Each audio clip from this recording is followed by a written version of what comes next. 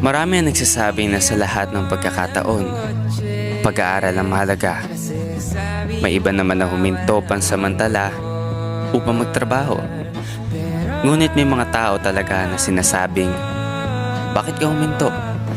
Dapat nagpatuloy ka. Sayang ang pag-aaral. Ang buhay kasi ng mga tao ay hindi pare-pareho. Bagamat gusto nilang matupad na makatapos ng pag-aaral, mas iniisip pa rin nila yung priorities ng pamilya. Hindi lahat ay sapat ng financial support para makapag-aral. Hindi ba?